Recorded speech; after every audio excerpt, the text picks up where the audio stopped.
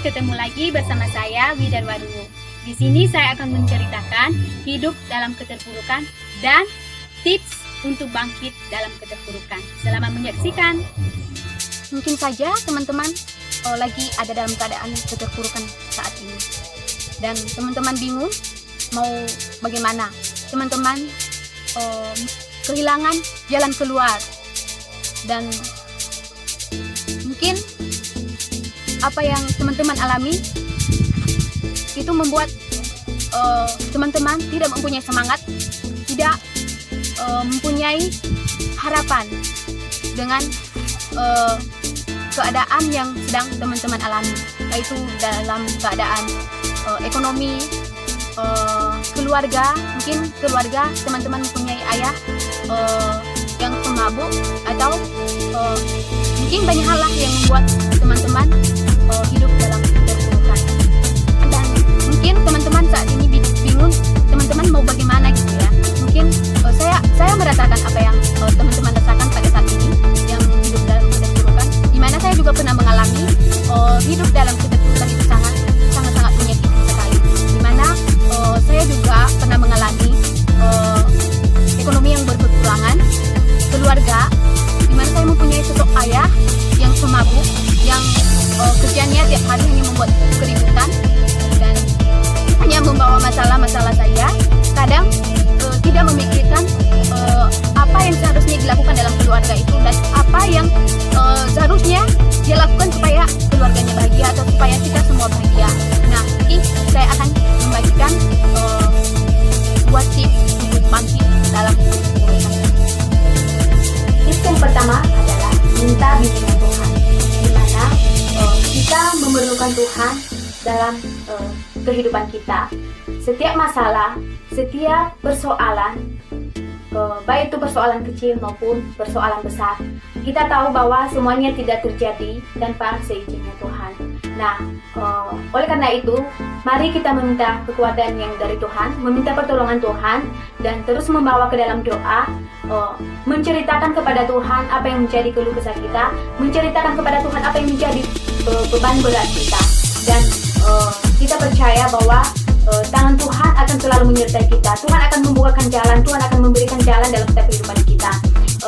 Saya yakin teman-teman juga ketika melakukan hal itu, mengandalkan Tuhan dan berdoa, pasti Tuhan menyertai teman-teman. Seperti apa yang saya rasakan pada saat ini, begitu besar kasih Tuhan sehingga saya bisa kuliah dan bisa bangkit dari keterpurukan. Tips yang kedua adalah berusaha sikap mental, memiliki sikap negatif atau positif. Nah, untuk keluar dari keterpurukan, kita harus memiliki sikap yang positif.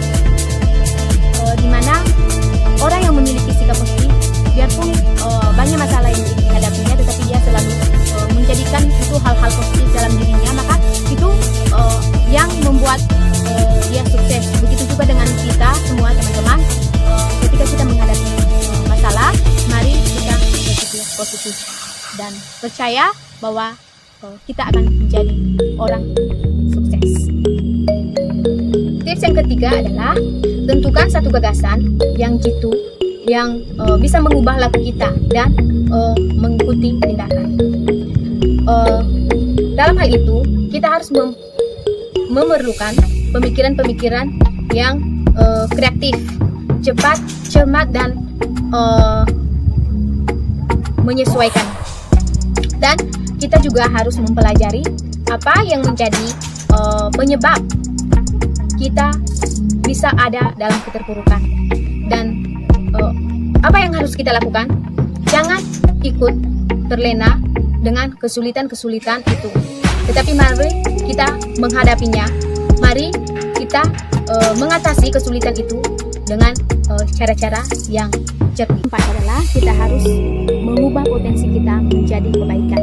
Kita harus menggunakan setiap potensi yang ada dalam diri kita. Kita harus menemukan setiap gagasan atau ide-ide yang baru, dan kita harus menggunakannya untuk mengatasi setiap hal-hal atau masalah-masalah yang kita hadapi.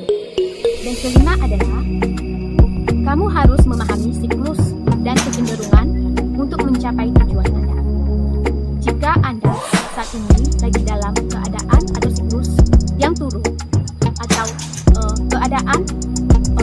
rendah, mari jalan yang terbaiknya adalah kita harus melakukan persiapan untuk kita bisa menjadi orang-orang sukses, untuk kita bisa bebas dari keterpurukan itu, dan kita bisa menjadi orang yang bisa diharapkan, bisa menjadi orang yang bisa digunakan, atau menjadi orang-orang yang bisa membawa kebahagiaan atau kesejahteraan dalam keluarga kita, atau bagi sesama dan semua orang.